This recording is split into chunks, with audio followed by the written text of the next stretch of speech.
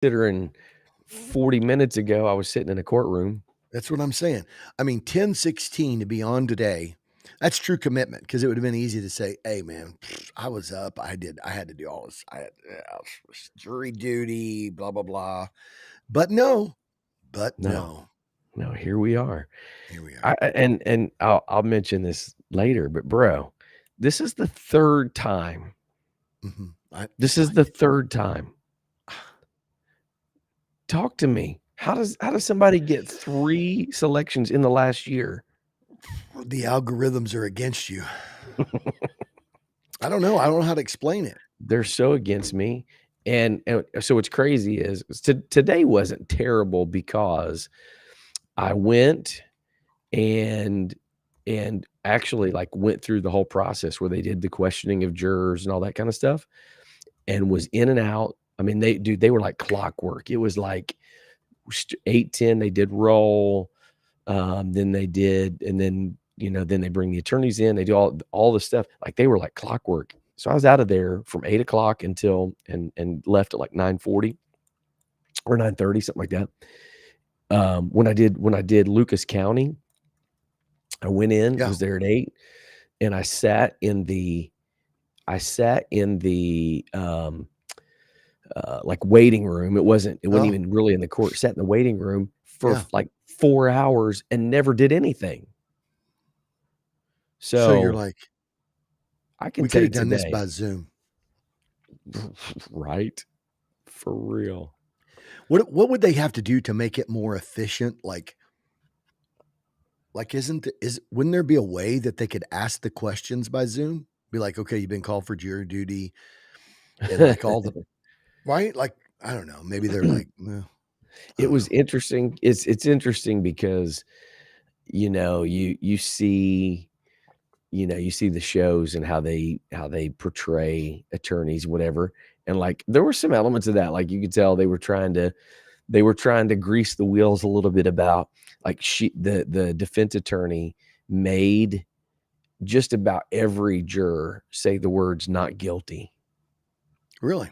I was like, that's interesting. So I was kind of intrigued from a like a psychological, what are they doing? What are they trying to accomplish here? That kind of stuff. Yeah. You're like, hey, guilty, not guilty. We'll have to wait to see what the facts are. If you do your job, I'll vote with you. That's right. That's exactly right. Wouldn't it be? I mean, you could say. Did you say it was a female? It was. Like, I mean, it could be like, I'll tell you what, though.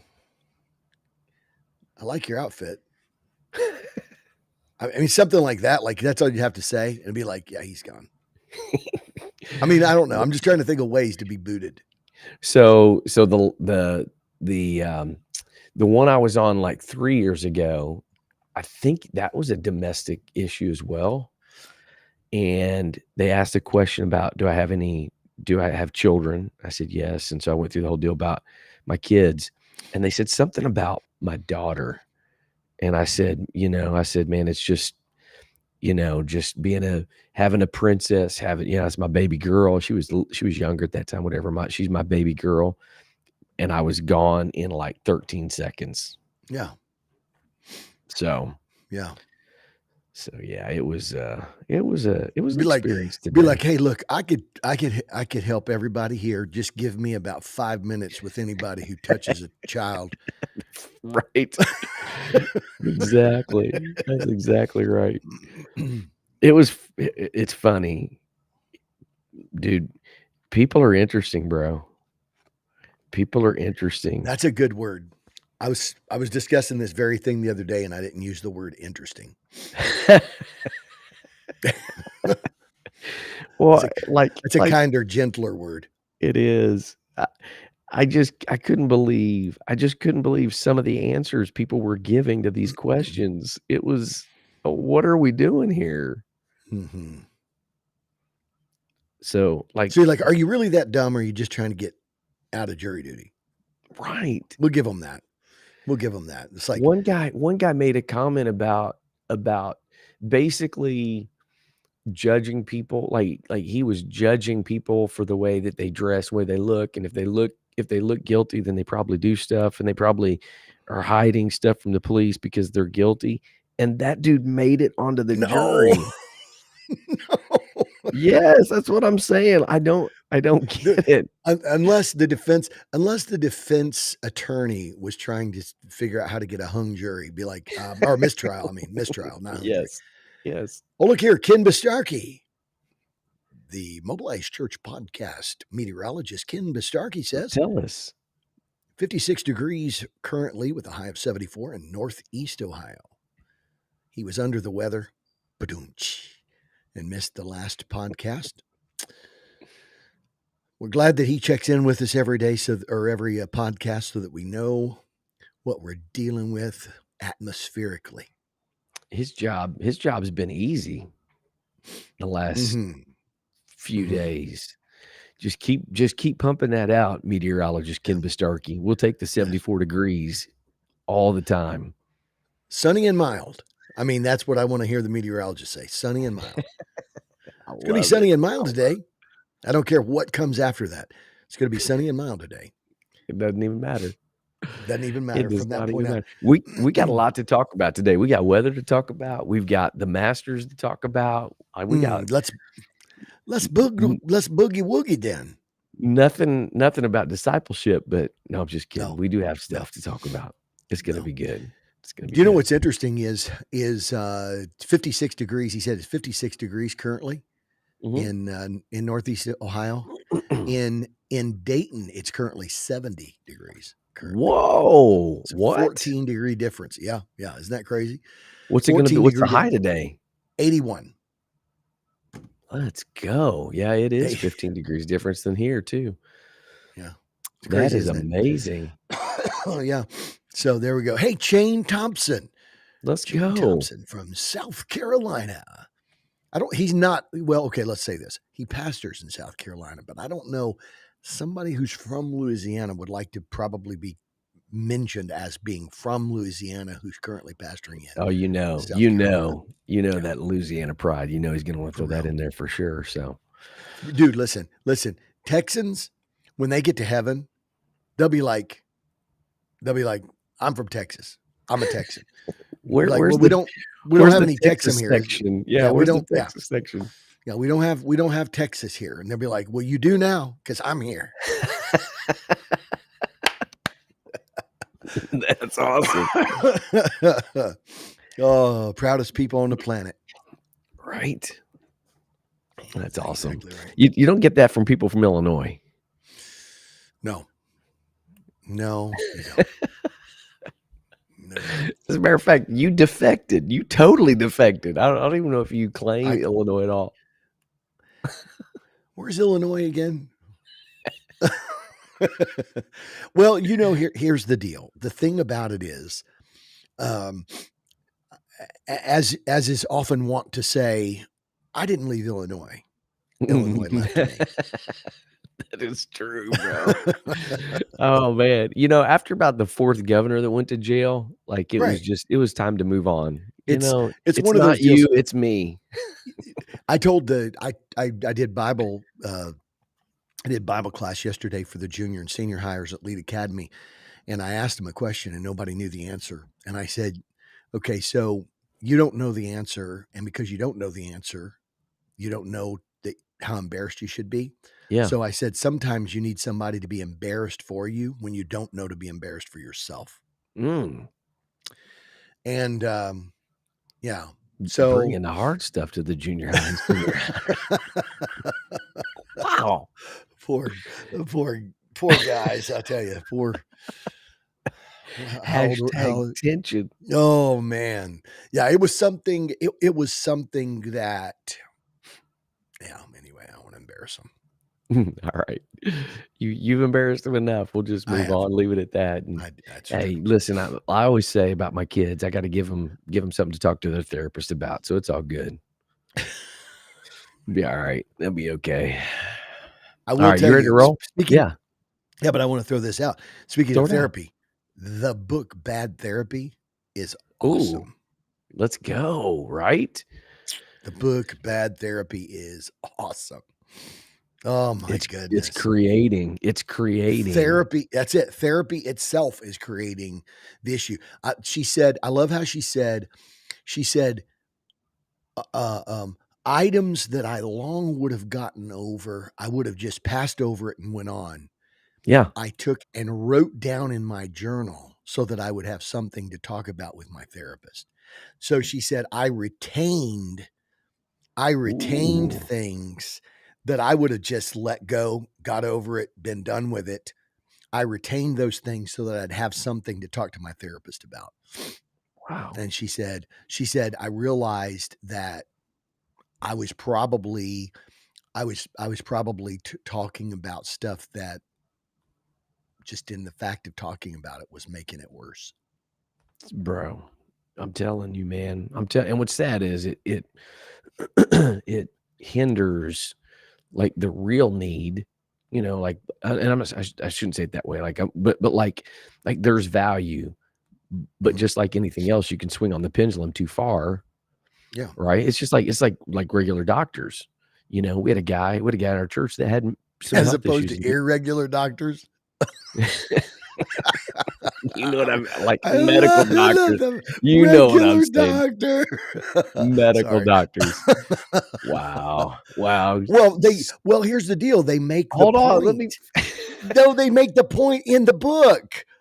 I thought you were making the point. They make the point in the book that no. psychiatrists used to be the ones that would deal, and they were medical doctors, and now psychologists aren't medical doctors, and so they shouldn't be That's allowed to what I do what was they do. Well, that's kinda what I was getting to, was that, Oh, but I was saying with medical doctors, we had a guy mhm, in our church that was on, like, 40 different medications, mhm, and there were some situations where he legitimately needed some medication, but, yeah, like, every situation, just throw meds at it, whatever. So, yeah, the equivalent in counseling is, right, there's some things that mhm, through some lifestyle changes or whatever you can overcome, but they just keep throwing this stuff at people, and it mhm, keeps them in kind of like an OCD cycle. So yeah. Mm. anyway, man, we're just offending everybody today. We could talk about Mark Driscoll. We could talk Who about a did lot we of things, bro. offend? Who did we offend? You just Psychologists? called me out that I called psychologists not real doctors. Regular I meant doctors. medical Well, doctors. man, hey, bro, speaking of calling stuff out, I mean, you just said it, Driscoll. Bro, Holy moly. And crazy. somebody needed called out. And what's interesting is what is so interesting about that is that what I think I, so my wife was asking me, she said, "Well, do you think the pastor had a point, like he didn't say anything, you had 30 minutes, you didn't say anything to me, and then you get up and you say it publicly?" And I said, "Well," he said, Matthew 18, blah blah blah. And I said, "Well, here's the deal though. I mean, Matthew 18 is if you got an issue with your brother, Yeah. and the issue that Driscoll had was an issue of all the attendees of the conference. Bro, that's It my wasn't thing. an issue with the brother." No. It was a public thing that happened. So, yeah, you address it in private. He should have had a conversation with him, whatever, but the reason I'm sure he probably didn't was that Yeah, he needed just said, addressed yeah, publicly, and there's yeah. no way that they would have addressed it publicly. Yeah. You know what I'm Dude saying? dude dude would have been like, "Now you ain't get if you're gonna talk about that, you're not getting up there." Right. So Driscoll says, "I think talking about it is more important than, because it doesn't fit tightly and securely in the Matthew 18 paradigm." So, Right, right, and I'm not a Driscoll oh no, guy. He's a he's a no. he's a great communicator. He's a tremendous I'm communicator, but I'm he's for anybody. I'm for anybody who'll get up at a men's conference where they just they prostitute they prostitute the virtue of the gospel by taking and it's like, well, how can you validate this? How can you validate having a guy who is a Las Vegas stripper? Let's say right. it. How do you validate taking a guy who's a Las Vegas stripper and sword swallower and he's going to be the quote unquote opening act of your men's conference. Does that not, in so many different ways, like we could do an entire podcast today on this entire topic of this, ladies and gentlemen, is the dysfunction and disease of the attractional church. Bro, 100%. If I was a dad, I'd be furious. Yeah. Took my boys to a men's conference, and this is what they're gonna promote, and this is what they're gonna push. Would have been furious with that. So, all right, you ready to rock and roll? We gotta go. Let's go. Let's do it. All right, here we go. 3, 2, 1.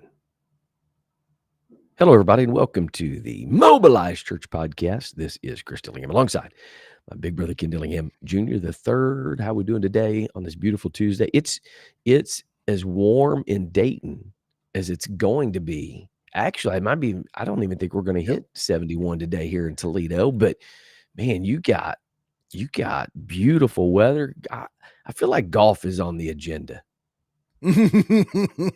True.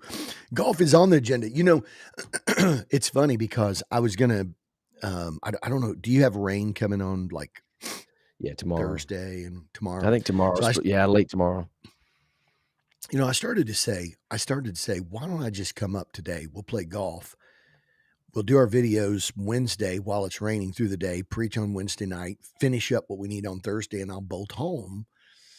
But we're so committed. We got coaching this afternoon and all that. So bro, I could coach on the road. I could coach on the road and meet you at 4 at a golf course. Bro, don't tempt me. Don't tempt me, bro. Don't tempt me, man. Yeah. So that just shows our commitment level. I raced out of jury duty. Mm-hmm. Speaking of commitment level. Made it here at 9:40, got here right on time.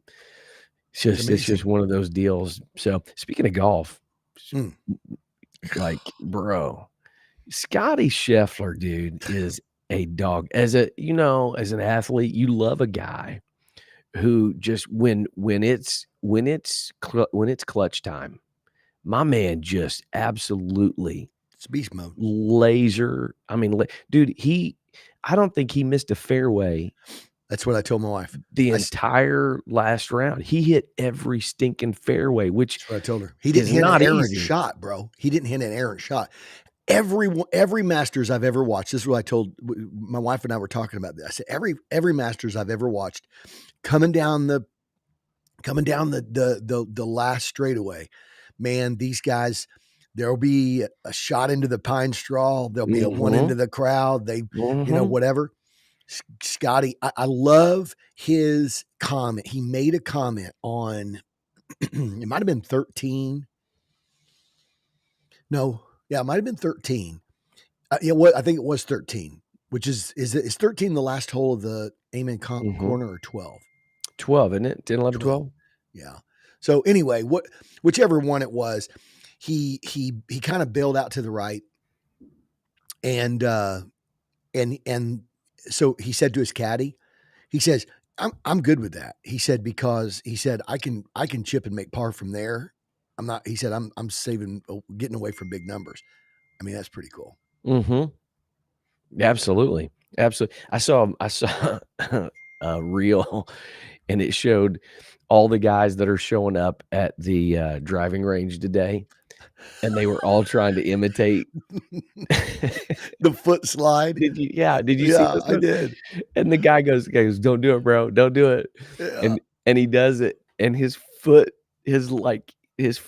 dislocates or whatever, like dislocates, and it's turned backwards. Bro, you can't recreate that, man. But I striped it.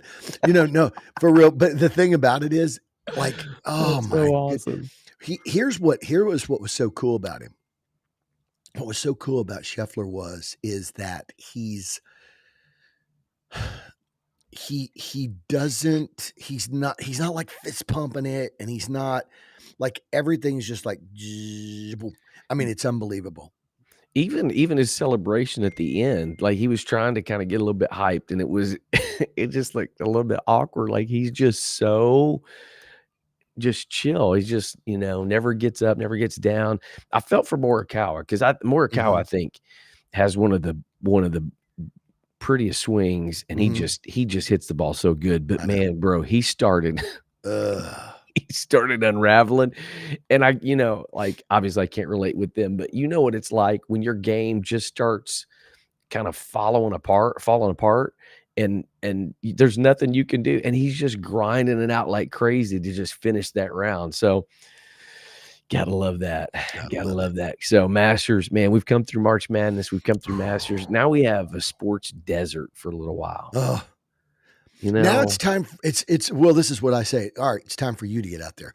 Golly, bro, Yes. I listen so the other night, I listened to, what was the Dodgers Padres? And I was like, I'm just gonna listen, and I'm literally 5 minutes into it, and I'm like, "I'm out." And here's the deal, everything has turned into ESPN.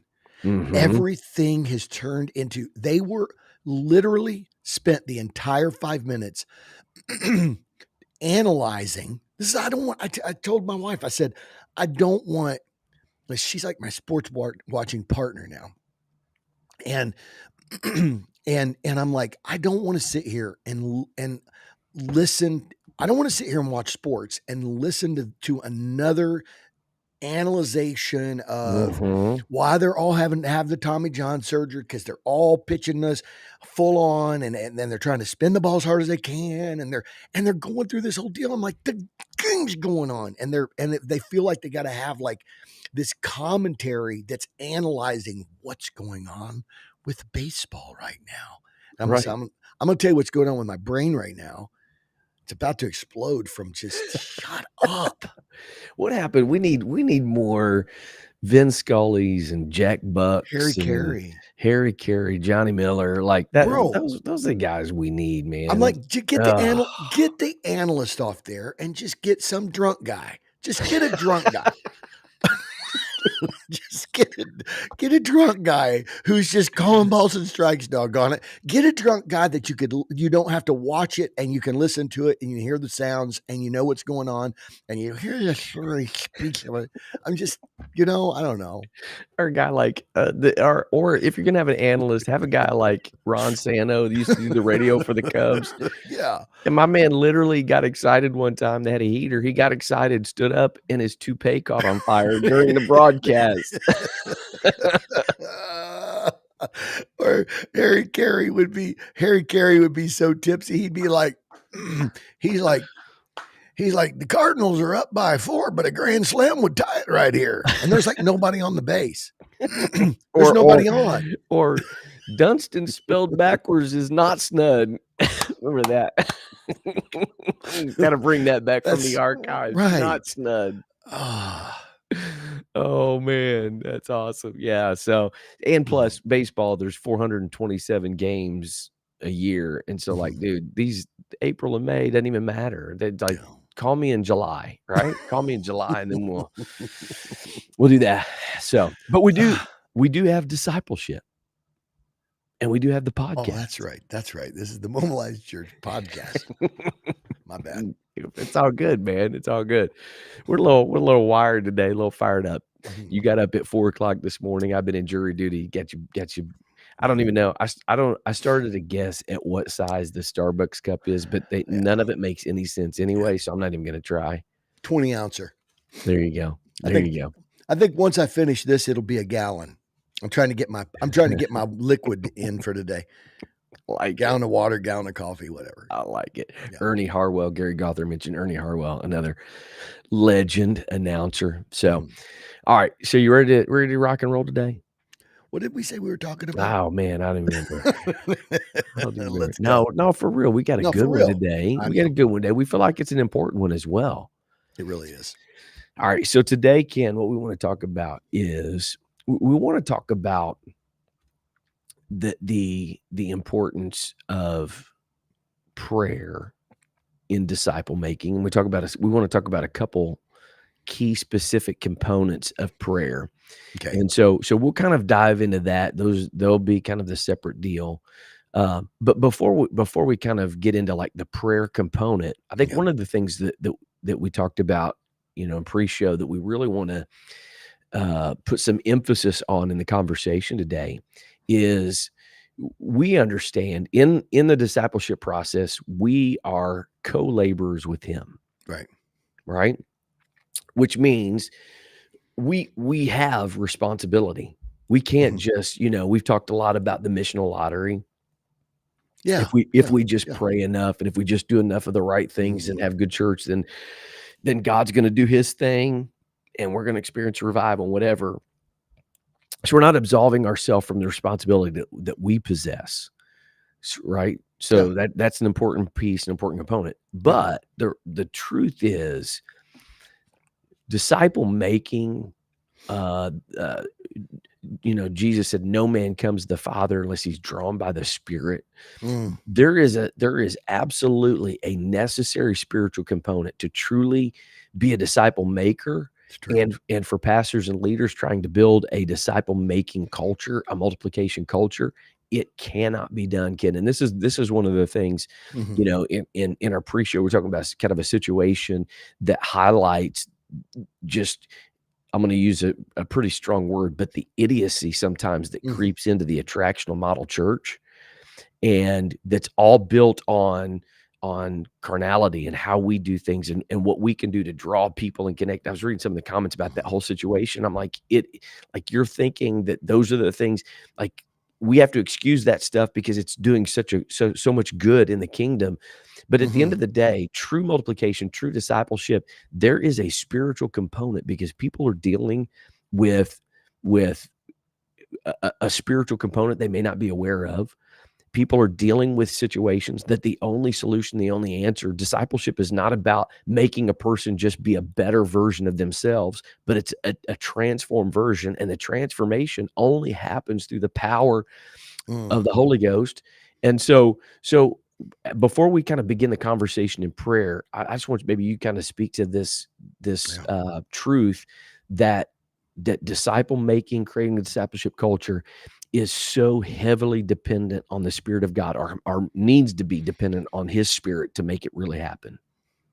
Yeah. Well, I mean, we realize that the Bible said that as many as are led by the Spirit, those sons and daughters of God.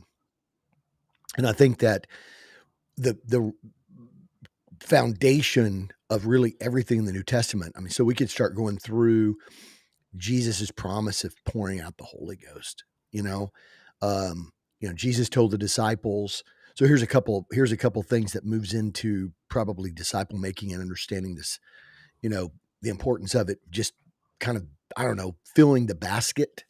Yeah, Sometimes I like to fill the basket. The way my brain works is, I'm gonna take the basket and I'm just gonna fill the basket full of here's all the stuff pertaining to this topic. which, by the way, And was also your motto in basketball. fill the basket, Just bro. fill the basket, baby. Fill the basket. Throw me the ball. And so, yeah, I think you see Jesus saying to the disciples, he said, I've got many other things that I want to tell you, but you can't bear them now. But when the Spirit of truth has come, he'll lead you and guide you into all truth. And so that has to do with, that has to do with wisdom, that has to do with understanding, that has to do with concepts, like conceptual things. I think Jesus was talking about, there's some conceptual things about the Spirit and about the spiritual dimension of what I'm calling you. What I'm going to be calling you to do. Yeah, That you're just not going to have the framework to be able to process it. But when the Spirit has come, the Spirit will give you that capacity. I think also when He promises them at the Mount of, the Mount of Olivet, when He was, when He ascended. Um, I think that He said, as He said to the disciples, He said, there was like, are you going to now restore the kingdom? Is this the time? yeah, And he says, it's not for you to know the times and the seasons that the Father has put in His own power, but you shall receive power after that the Holy Ghost has come upon you, and you shall be witnesses, right? yeah, And so, so we see that even pre-Pentecost. Jesus is saying to the disciples, there's an element you're not quite ready yet, Yeah. because you're not going to know how to process. You're not going to have the wisdom. You're not going to have the framework and foundation, and you're not going to have the power, the Yeah. dunamis. Yeah. And so the Spirit is going to provide that. And so I think as we think about, like, okay, so New Testament harvest, on mission, how vital is, how vital is it for us to be Spirit infused, Spirit empowered, and Spirit led, and whatever? Just ask Jesus, right? Right. Right, absolutely. And the things that you're gonna confront when you're living on mission, you're gonna confront things, I mean, think about the father that brought his son to the Mm, disciples, mhm, and, they couldn't take care of the situation. The boy was, dealing with some demonic stuff and couldn't deal with it. Like, bro, you step out in the mission field and you get out, you get into places where, like, real life and real world is happening, mhm, and you get confronted with things that are beyond your ability to maybe, reason with people or talk your way through it or just give enough information. Enough information is not gonna help a situation like that. mm. And so for true disciple makers, I think number So true. 1, I think to really live missionally, right? We've talked about the Spirit, His Spirit, He's a missional God, and so when you have His Mm, Spirit living inside of you, mhm, that's the motivation, because if you're not, then what can easily happen is your motives can get off track mhm, real easily, mhm. right? Now it That's becomes a that's like a litmus test, right? If you don't have a missional push in you, what's what's what's fueling your life? correct. Yeah. And it can be Yeah. Mhm, validation, it can be church growth, it can be all the things that go along with that. mhm, But when you have the missional spirit that's driving you, his spirit living in you, which mhm, is why it's important, we're talking about prayer. Us as disciple makers, we've got to be committed to consistent prayer life, because it A has to drive us. And B, when you get out there and you start dealing with people that are having, you know, like problems that are beyond just, and I'm not minimizing truth. We understand you shall know the truth, and the truth shall make you free. Like, I get all of that kind of stuff. And showing the better way of Jesus. But Jesus also wants people mm, to experience the power of God that brings bro, transformation in their lives. bro. And you find somebody who is battling cancer, and God sends us out in the mission field and connects us with people. We're building relationships. He wants to show people that he has Mhm, power mhm, over everything. And mhm. so Well, it's healing a and by the way, deliverance. Yeah. it's a way that he demonstrates Yes. his kingdom authority. Correct. That's a way he demonstrates that he's victorious over. Like, Right. I think that is important to point out, that it's not just Yes. it's not just pragmatic. Like, it's not just Yeah. it's God very functionally saying my resurrection power is evident in them through these things. Yeah. So he tells us, "This is who I am," and then he says, "I'm gonna show you who I am," and then Yeah. he says, "Now follow me and Yes, follow my ways." And so bro. he will validate, he will prove that, but for us to be disciple makers and to truly live on mission, bro, if you try to do it without the power of the Holy Ghost consistently active in your life, you will get chewed up and spit out so quick. It Mm. like, there's no way you can stand without that. Luke 10, bro. Luke 10. Mm. Jesus sent the Yeah. disciples out, and he said, in Luke 10, he said, he said, I give you power over all the enemy. And he said, I'm going to give you power over sickness. I'm going to give you, and he went out and he said, and what are you doing? You're declaring that the kingdom of God is at hand. I think that's something Right. that, right? I think Right. that's something that's so vital, so central. You're declaring that the kingdom of God is at hand. Okay. So this is real. This is interesting, because Okay. I want to circle this back in, and I'm not trying to be Circle it. provocative. I'm Do it. really promise you, I'm not trying to be provocative here. Okay. But in our pre-show, we mentioned this somewhat of a stir. Okay.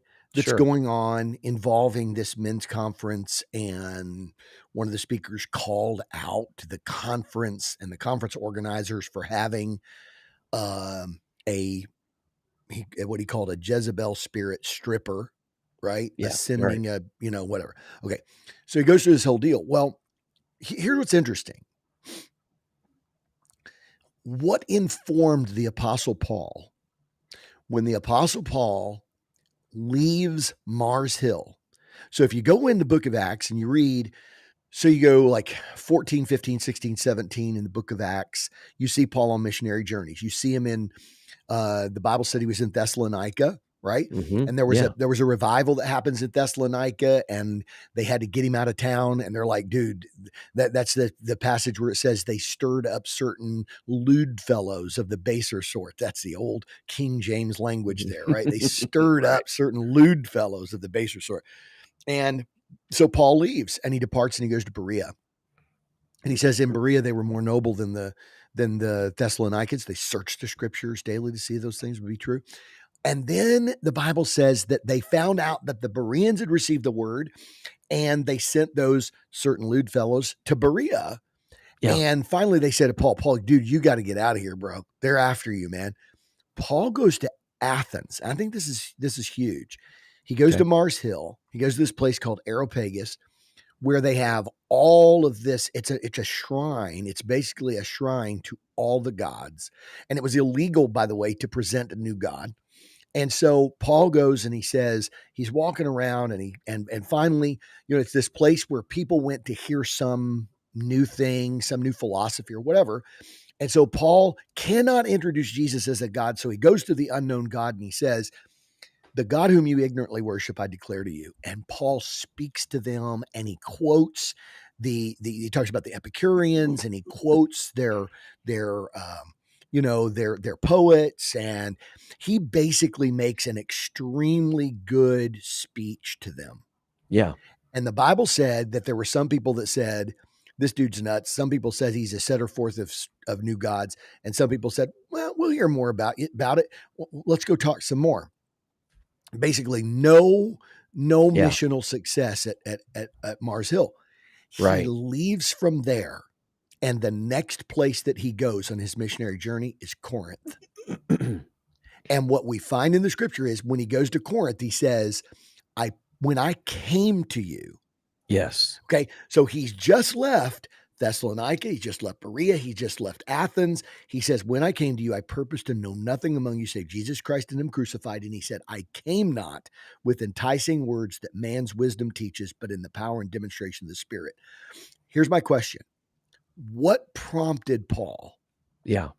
Why did Paul not go and convert a gladiator from the Colosseum and have a gladiator from the Colosseum go out to front an evangelistic conference, Yeah. and be the draw card?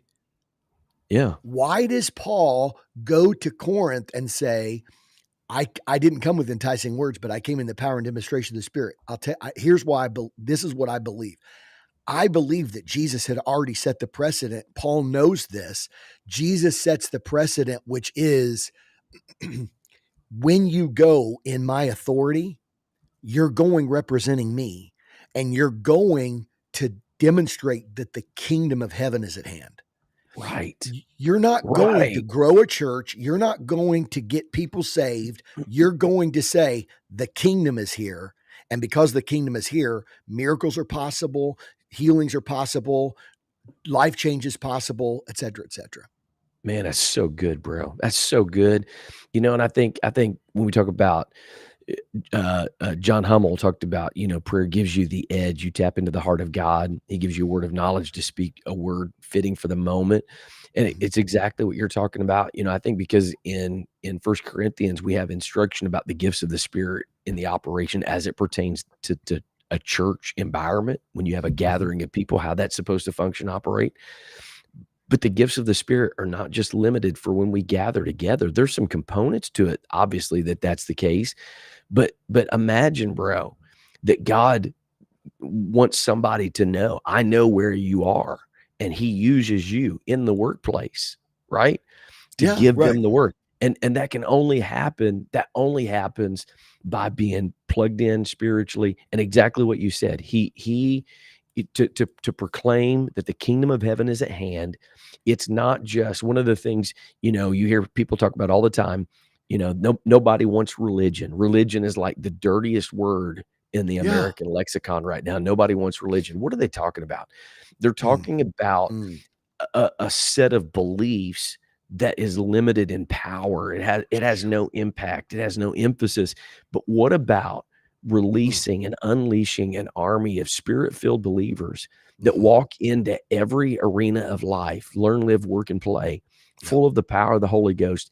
Not talking about acting weird and Mm, whatever, but mm. just talking about demonstrating the kingdom of heaven. And in the kingdom Yeah. of heaven, in the kingdom of heaven, his word is final, meaning that when the king says healing is coming, cancer has to go. When the king says that deliverance has to come, addictions and habits have to go. Like all of these kinds of things, God has empowered us with these things, not just so that we can come and have really, really, really, really awesome church services and celebrate how amazing it is, but so that Yeah. we can show the world that the kingdom of heaven is at hand.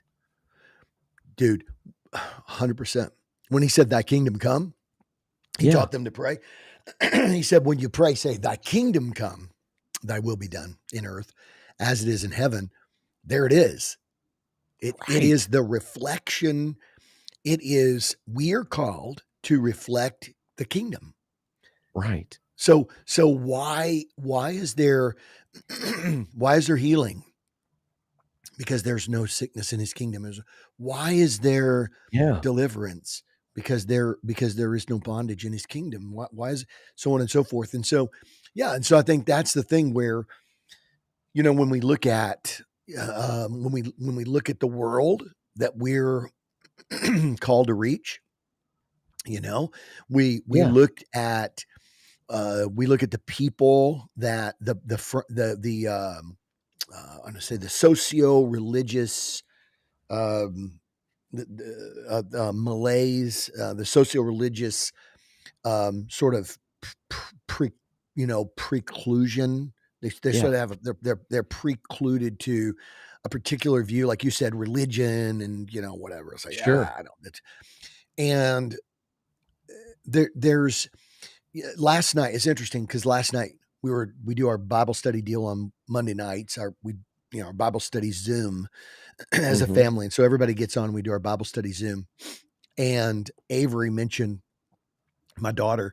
Avery mentioned that she said, "Isn't it interesting that the children of Israel, after they had gone through a season, so here she says they just come out of Egyptian bondage. They went through 40 years in the wilderness. They crossed the Jordan. Joshua brought them into the promised land, and by the time of the judges, they're already starting to worship the idols of the people of the land. By the time Yeah, that Judges is over, they're already yeah. worship. So she says, isn't it interesting? It just makes sense then that by First Samuel, um, they're now asking for a king like the other nations. Wow. Wow. And she said they start acting like the other nations, and so they start wanting what the other nations want. And I made So and good, I'm bro. and I made the statement. I said, I'm like, sweetheart, that's fabulous. And but my Right. point and right and the point that I extrapolated from that to the group was I said, but here's the thing.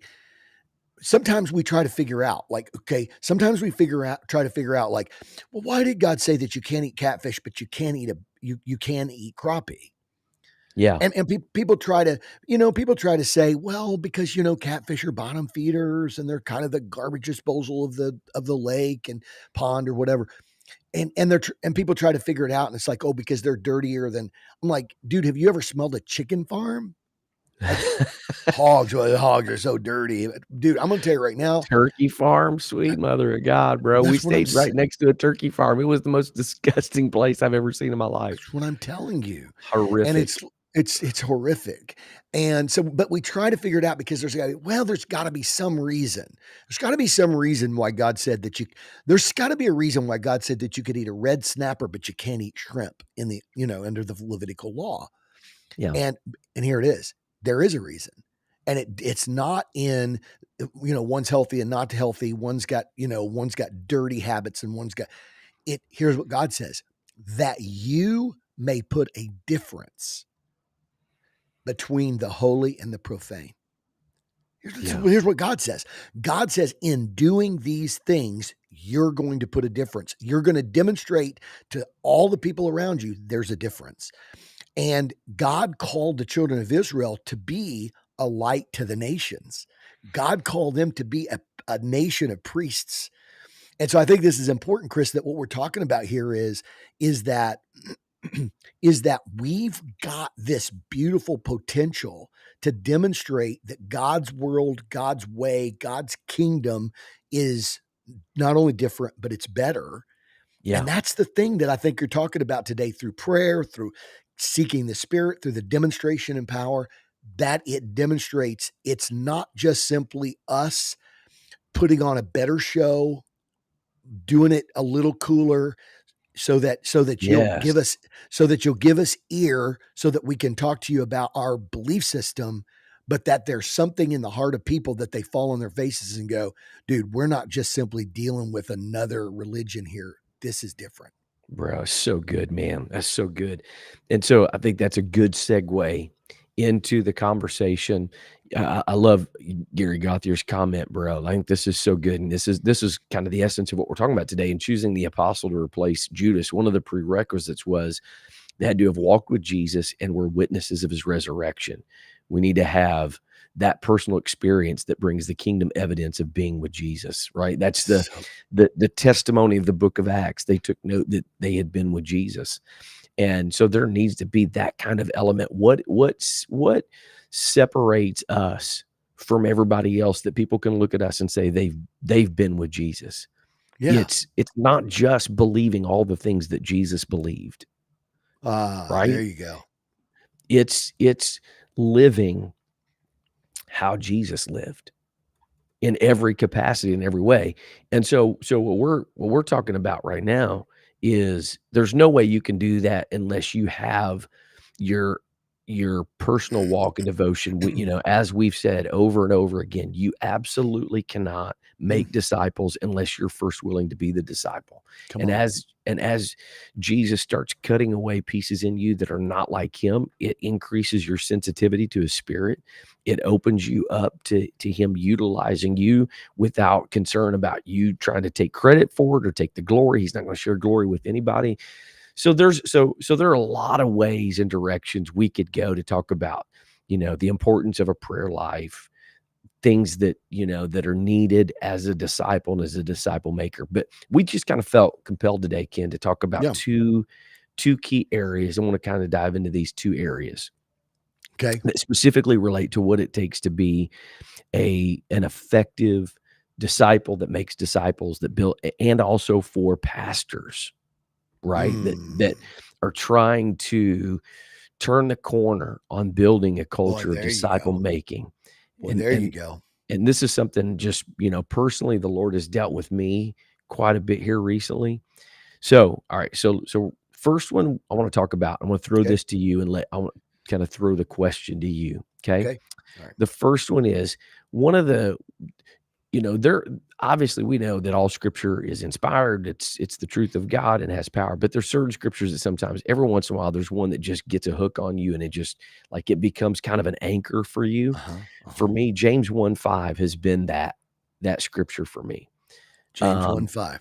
because I'm not the smartest guy in the world. I don't have it all figured out. I don't know all the things.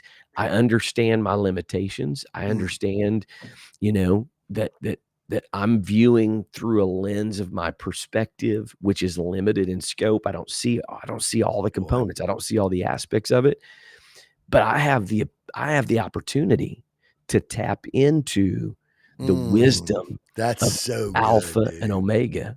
That right? is so He good, sees dude. the beginning from the end. He sees all the components, the pieces that I'm missing. He sees it all. So something that's been a part of my life for many, many years has been this. James 1:5. If any of you lack wisdom, I'm gonna abbreviate just a little bit, but Mhm. if any of you lack wisdom, ask of God, and he'll give it liberally to all men, right? Bro, bro. So I have prayed this literally, bro. It has become such a part of my life. I literally pray this multiple times a day, every day. Okay. God, I need your wisdom. Yep. I've prayed it about how to be a better husband, how to be a better father, how to be a Yeah. better leader, how to be how do I handle these situations? How do I do that? If I can tap into the wisdom of God, imagine, bro, how many issues and problems and troubles could be avoided when we Yeah. when we try to act on what we know, what we think, and kind of an impetuous lifestyle like Peter that just kind of acts without thinking, but seeking the wisdom of God. So here's my question to you. How and so in what ways is this prayer or in what ways is this prayer vital and critical for disciple makers Mhm. and for culture creators? Man, that was I was just reading, about Solomon here not long ago, and about Solomon asking for wisdom, and the Bible said that all of the people of the world, the kings desired an audience with him, Yeah, that they would come and get an audience with him because of the amazing wisdom, that the Lord had given him, and God really started dealing with me and said, there's a lot of things that are going on that you're in the dark about, that you're responding or that you're reacting to, sure. that if Right. you would just start praying for wisdom. So Stephanie and I just had this conversation sitting the at the restaurant Bibby Bop. Have you ever? I love the way you just said that. Oh, that is amazing, bro. That is so awesome. and so I and thought that was so a children TV show at one point or it something, but I'm not yeah, sure. I think it is. I think it is. They had a blue, you know, no, that was not a blue dog. But the interesting thing about that is we had that conversation, and it's funny because I was telling her, I said, the Lord has really been dealing with me about this James thing of praying that you would know, like, do I know why God, brought me here? Do I know why, man, the Lord's really been dealing with me about this very thing that says, because if you don't know, you're Yeah. going to sort of react the best way you Yes. can. Yes. And the funny thing about it is reacting. And I do believe that our reactions can be spirit controlled. I do believe that our Sure. reactions can be like that the spirit of God in us is causing us to be able to react in ways that are, not out of alignment, and the steps of a good man are ordered of the Lord and all that. But I also believe that God can let us know, here's what's coming next, or here's what I want you to do, and here's how I want you to here's how even if it's a situation where maybe it's a situation where God hasn't given you you know any he hasn't preloaded you with with Right. wisdom or information. Like the Right. apostle Paul said, there's a great and effectual door opened in Ephesus, and there are many adversaries. Like Paul was like prepared going to there, that it was going to be a spiritual battle. Um, but I think that even in the sense of saying that there are things that happen and you don't know, and like you could be in the middle of a spiritual conversation, or you could be in the middle of a situation, or you could be talking to people, or you could be with somebody who seems to be undisciplable, right? Sure. You could be with somebody who seems to be angry. You could be with somebody that, whatever, and you're like, they don't want any of this.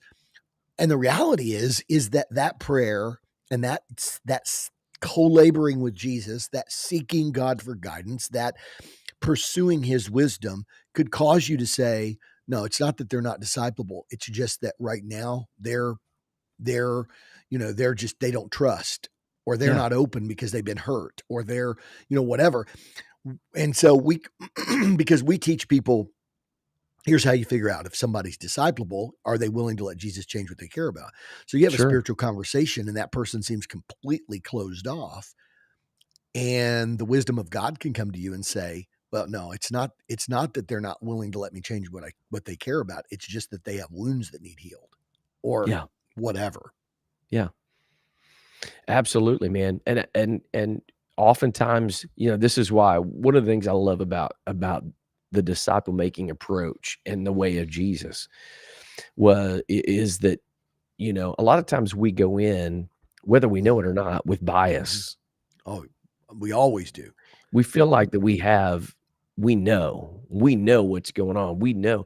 But, I've told the story about a counseling session where I asked the person what they thought they should do, and they wanted me to tell them. And I said, no, I'm gonna, again, praying for wisdom in that situation. As pastors, a lot of times we're the answer guys. Like we're supposed to give everybody the answers and what they're supposed to do. And I just in prayer about it felt like, no, this person knows what's going on. They need to they need to come Yeah. up with what God's doing. And I said, "No, I just feel like you need to do that." So when they gave their response, bro, there were so many things that were going on behind the scenes in her mind and in her heart that I had no I could have ever possibly. A lot of times what happens is one of the mistakes that we make is we go into situations leaning on our bias or our preconceived ideas, but it's Right. only partial information. And this is where the co-laboring piece is so critical is we have access Yeah. into the God of all wisdom, the God who knows. He Mhm. has the information. He knows all of that. And so in like disciple making, asking for wisdom is one of the Yeah. most critical pieces because there's so many things that, kind of hinge on a certain you go this way, this could Yeah. happen. You go this way, Yeah. that could happen. So I mean, there's a Yeah. lot that's dependent there. And then as culture creators, bro, trying to navigate, right? Building a culture, you think kind of what's going on in your culture, but I promise you, after 30 years in ministry, 12 years as a pastor, like, bro, just when you think you've got it figured out, there's not a chance in the world. There's no way Yeah. you know everything that's going on, but he knows, and he's the one that can give you wisdom and direction on how to do it. When to sometimes you gotta charge hard, and sometimes you gotta know when to kinda pull back. And we lean so heavily on our own ability to evaluate and then make a good Mm. decision. Mhm. Yeah. And there's times with that, man, if we could tap into the wisdom of God for those things, bro, it absolutely would be transformational. Yeah, it's so good. So, so good. And even in the, even in the place of, when we're in a place of like you said, culture creation, and you've got people that might be, maybe resistant. You know what I mean? Mhm. You got Mhm. people who, let's say they're, let's say they're saying that's just not the way I was taught, or Sure. Sure. you know what I mean? I Yeah. think I think that there's times when, I've had people through the years that have brought up certain points of like, I think we might have talked about this recently, or it might have been in a recent podcast, or it was one in our coaching, but we were talking about that. It's funny how that there's no reason for us to be in this position where we put evangelism and discipleship at odds. No reason. Like, but what happens is when you have wisdom, you understand that there might be an expectation that people may think that Yeah. they may think that, well, evangelism and discipleship are two separate things, Sure. right?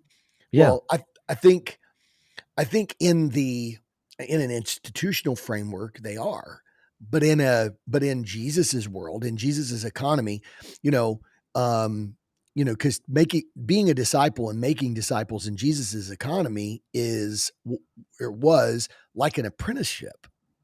It was like it was like saying, you know, like, well, I don't think we should focus so much on discipleship because I'm afraid we're gonna leave evangelism. We still got to reach people. Yeah. And you hear people talk that way, and Sure. it's because of sort of unbiblical paradigms that have characterized things. So so what happens is if you don't have wisdom, you Yes. could then begin to have oppositional conversations when the truth, Yes. right? You know what I'm saying? Yes. When the truth of the Absolutely. when the truth of the matter is that wisdom sometimes comes through the ability to ask some questions and lead a person down a road and say, well, let me ask you a question. Why is it that you see these as two separate things? So good, man. And so wisdom So good. in a context like that, I think wisdom even allows you, because you're talking about being culture creators. I think wisdom allows you to have a conversation where you don't feel like you have to defend yourself, because wisdom causes you to say, I know why they're coming from where they're coming from. Yes. And I think that's huge. they're not attacking me. They're just defending some false paradigms that really, if you sit down and really start thinking it through, it's theologically in undefendable. Yeah. Yeah. Bro, I think that's such a huge piece. I know we gotta move on for time, but that really is such a huge piece, and a lot of times, I think people feel better about the fact that bless God, we're gonna tell somebody Yeah. about, whatever the situation is. But man, for me, one of the biggest pieces of transformation has been that coming from a place of understanding. So how can I come from a place of understanding? I'm gonna ask the questions so that, like, you have a person that you ask them to do something and they don't do it, right? Mhm. Okay. So coming from a place of understanding, what's going on? What's going on in the world? Mhm. Why were they distracted or whatever, Mhm. versus just coming and be like, you didn't do this, you're supposed to do this, and you kind of really hammer on somebody, but you come from that place of understanding. It's not about excusing behavior or anything Mhm. like that, but it's about finding the best way to approach the situation. Mhm. So, I think sometimes we feel better about bless God, I told them, and Boy, they need good to know, point, they dude. need to hear it and whatever. Do we wanna do that, or do we really wanna take Jesus to that place and help them figure out what's going on and how they can overcome it? Because what can happen is they may do it better for a season or for a moment, but they're gonna go right back to the reflex if there's an Mm. underlying issue, and there's no way for us to know that unless part of that wisdom piece is asking the questions, Mhm. right? You told them, but they didn't hear it. You said 100%. they need to hear it. Well, I don't know that they still heard it. Yeah. Yeah. John Hummel makes a great I think John Hummel makes a great point as it's, we're talking about this topic. It's funny because wisdom also allows you to say, like wisdom allows you to be able to even sometimes step back and say, here, let me give you an example. I mean, this is like I think this is the wisdom of Jesus's teaching. You know, Sure. Jesus Yeah. said, I could blow your mind with Yes. deep spiritual concepts and ideas and whatever. But what's Jesus do? A sower went forth to sow. And then the Yeah. disciples walked away and said, who is the sower? What is What are the you talking about? seed? And what are you talking Yeah. about? And and it gave an opportunity for Jesus to then, drill down on those things. And I think, you know, Audrey, for a while, when she had started doing her CCP stuff, right? College Credit Sure. Plus. So she Yeah. started doing her CCP stuff. And I kept encouraging her. I said, Audrey, listen, there's no way at 16 years old that there's any possibility that that you really truly know what you want to do with your future. You may have looked at some stuff online and you might have been like, well, I want to do this and I want to do that and whatever. You only really know if you can sort of get involved in it. Sure. Well, there's a local company that gave her the opportunity to intern, and they hired her as an intern, and she was going to go to college and she was going to basically study project management. and she was going to get her, she was going to get her degree in business with an emphasis on project management, business administration with the emphasis on project management, and go and get her project management certifications and blah blah blah blah blah. She was there for like 3 months, and she's like, I don't like this. I Right, don't like this. right. I don't like sitting here. I don't like being on a computer all day. I don't like being in an office. I don't want to do this. And I said, good, good. You figured that out. Yeah, Here's the interesting thing with what John was saying. John says, John was talking about what we were talking about, wisdom. The separation comes when we look at soul winning as initial conversion, and making disciples is simply part of the maturation process after new birth has taken place. But here's what's so funny. Jesus sees discipleship as an apprenticeship. It's it's it's bringing people down a road. So here's what's interesting is wisdom gives you the ability, like for example, here's Audrey coming into or like say an electrician. An electrician comes into an apprenticeship, and they learn what being an electrician is. I've never experienced this before. This is what we do. This is where we go.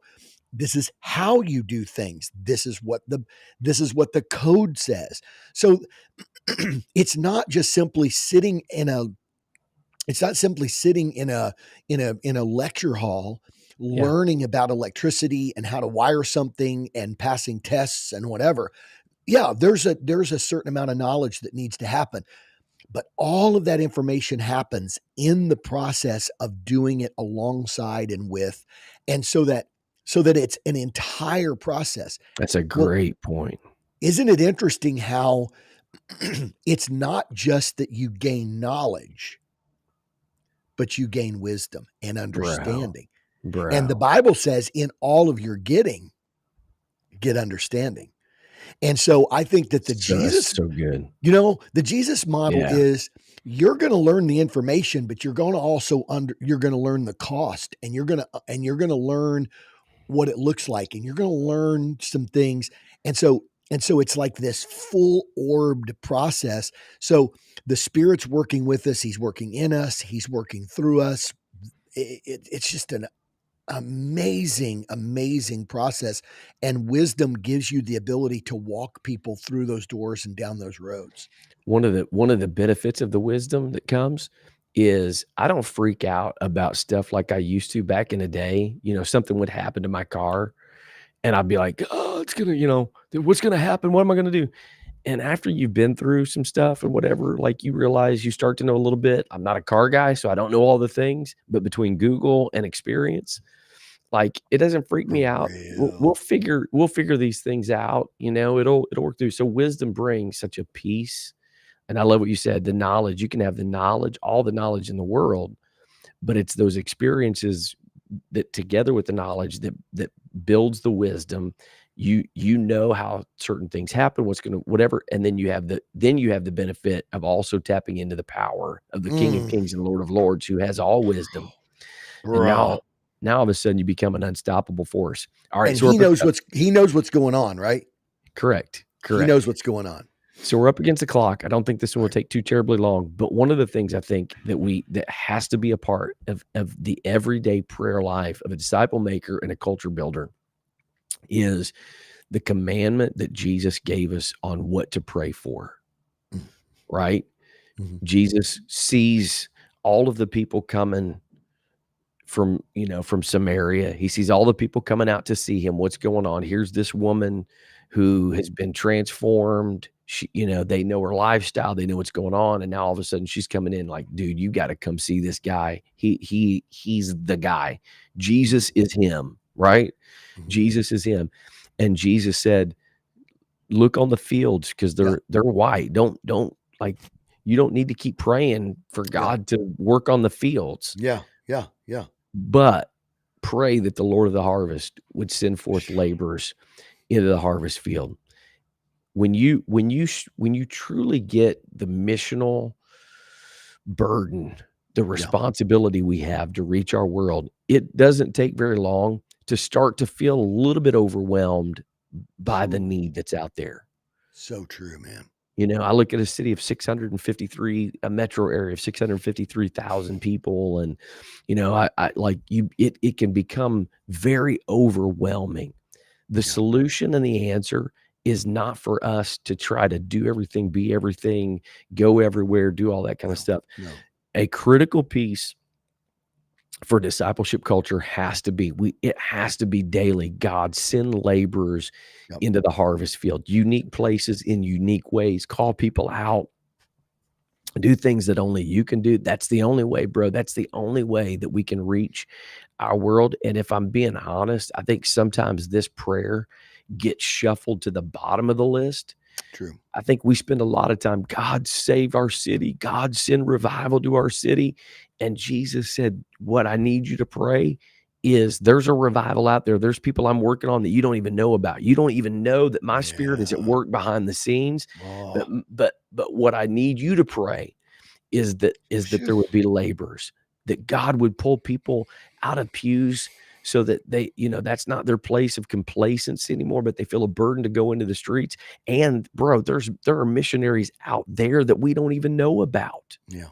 Right? There are Mhm. language groups. I've just talked to a pastor this week of a language group. A guy they got connected with this person in a from another country, and now it's opening up. He's got a group of people that he's been meeting with, and the guy's like, "Man, we need a church. We need a, Oh my goodness. we need these people." I'm trying to think of the country that he was from.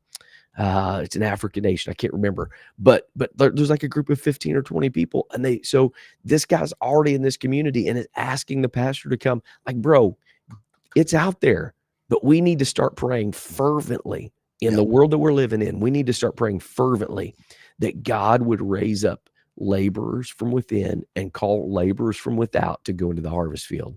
So stinking good.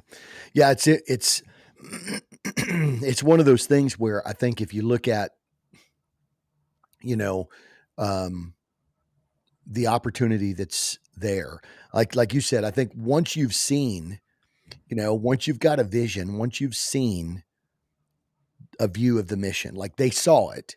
I think that's the thing. Like once you've gotten a vision of it, once you've seen it, they saw the people coming from Samaria, and that's when Jesus said, "Don't say there's 3 months." Like I think once you've got a once you've got a vision of it, um, once you've seen that there's people coming from everywhere, and there's people that are hungry, that want what Jesus is offering from all around you, places all around you.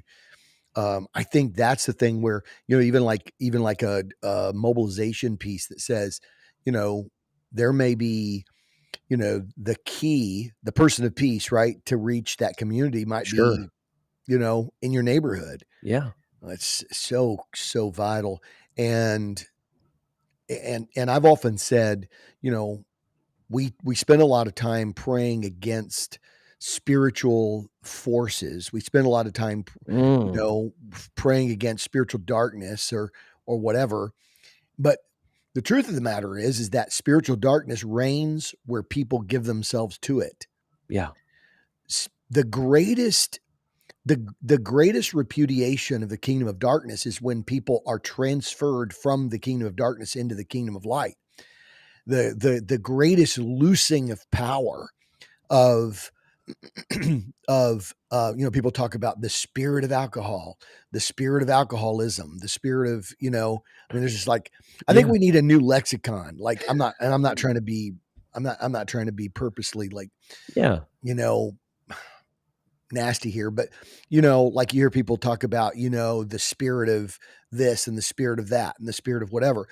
And what's interesting is I've often said this, we talk about the spirit of lust or the spirit of, people talk about the spirit of hatred, the spirit of envy is in this community, the spirit of, and I'm like, you're describing works of the flesh. Right. And here's the deal, like, all right, so let's say there is a spirit of alcoholism, and let's say there is a spirit of domestic violence. I mean, you know what I'm saying? Like, Yeah. let's say there is, and for those of you that weren't here in the first of the show, I snicker at the spirit of domestic violence because my brother just got called for his third time to jury duty, and again, it was a domestic violence situation. And Right. and that's it could cause you to be like, I think there's a spirit of domestic violence in this community.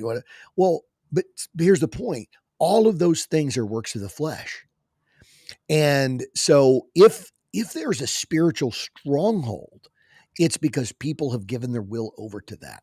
So is it possible for us to say that the way that those strongholds come down in our community is when there is no longer anyone in our community giving themselves to getting drunk? Yeah. Then there will no longer be a spirit of drunkenness in our community. If there's no longer anybody uh physically abusing their spouse, then there will be no longer a spirit of domestic violence in our community. When Sure. there's no longer people, you see what I'm saying? Yeah, absolutely. On and on and on. And so here's what's amazing. So while I'm not opposed to praying and saying we're going to bring down those spirits in this community and we're going to, blah, blah, blah, blah, blah, I like to tell people those spirits are going to be in this community as long as, how did they get their foothold? Because there were people who gave their will over through the works of the flesh to Yeah. those kinds of things. If we could pray for laborers to go out into the field, not only would we see a harvest, but we would also see a diminishing of spiritual authority and control where those things exist around us. Oh, bro, you trying to get me off on a tangent. All of the talk about all the different kinds of spirits. There's about approximately 15 spirits mentioned in Scripture. Yeah. So I think we have clear. You're 100% right. That's exactly the stronghold is built when you have people that are given to the works of the flesh, and we do see there's influence, right? So you have like there's so you have a certain uh, congregation of people that are drawn together because of certain things that they like together and whatever. And you start getting enough people together that are doing those kinds of things. Yes, it's going to create a stronghold, and there certainly is a spiritual influence there. Mhm. But imagine, bro. Okay, so imagine you have a situation like that. Instead of spending all of our time locked up in a prayer room praying against those spirits, imagine if God pulls somebody out of that and sends them back into that world, There you go. right? There you go. Imagine a man who's bound and can't be bound by chains living in the tombs, and he says, "Jesus, I wanna go and follow you." Yeah. And Jesus said, "No, no, no, no. Mm-mm. You need to go back to Go those back. people and go back to that place." That, bro, is how spiritual strongholds are broken. Now that's a perfect story about, you know, the working of his spirit, the transformational power of his spirit, and then how God uses that to go back and to be Yeah. a witness. Yeah. And so Which is one of the laborers, by the way, right? Like you're talking about praying for wisdom and yeah, praying for laborers. And when yes. I think, we just got, it was, folks didn't realize, but it was a 2-for-1 sale at the Mobilized Church podcast today. And that is that when we were talking with you, because we talk with you, not at you, when we were talking with you today, we were talking with you about this idea that when you send forth laborers, not only are you experiencing a the flourishing of kingdom harvest and kingdom advancement, but you're also seeing the diminishing of the control and the influence of the kingdom of darkness around you. It's a 2-for-1 deal, y'all. Come on now. Come on. Well, we went a little bit long today. We were amped up, a little Yeah, fired up today, but I think we know the vital role that prayer plays in a disciple's life, in a disciple maker's life, in a yeah, culture creator's life, disciple making culture. And these two key components need to be a part of the everyday prayer process that somebody goes through. yeah, If you have the wisdom of God in your life and God gives you wisdom and you're praying for laborers, bro, there's no telling the kind of impact and revival that can break out in places. And here's the deal, bro. You start praying for stuff like this, just get ready for some yeah. chaos. That's right. And you're gonna need the wisdom of God because it's gonna produce, this, your favorite word, chaotic, right? Yes, Trying to I do like it. You love that word, but, Mhm, we don't wanna control, we don't wanna try to hinder the multiplication that happens, but when multiplication happens, we wanna manage and facilitate it as best we can, we wanna facilitate it, but when it happens, it's gonna create some chaos, and we need the wisdom of God, we need the power of God, and we need labor so desperately in our world because we believe mhm. that God is moving, God is reaching people, especially the hour, and the age that we're living in. So, any final thoughts you wanna leave us? Wisdom would say, "I'm done." Prayed for wisdom, look at that. Yes, Real yes. life. So, great interaction today. We had a large group checking in on different, platforms today, Ken. It's kind of Very interesting to cool. see the different platforms and how that happens. Yeah. So, we appreciate all of the comments and great discussion. Appreciate you being a part, like you said, conversation with, not at. So we appreciate your input and being with us today, in spite of some of the challenges we face with jury duty and all that good stuff. So we are we're going to come back next week, I think, right? Yeah. I mean, Trying to unless think I through mean, you got things. Yeah, spring I think we're conference, good. so if you're No, no, no, if we're you're good. yeah, cool. If you're cool. Now we'll do it. We'll be back. We'll be back next week, and we look forward to that. If you have any questions, we'd love to connect with you. Check out all of our social media sites, dillinghamgroup.org. We'd love to connect with you about how we can help you in this journey process. So look forward to coming back to you next Tuesday around 10 o'clock. Until then,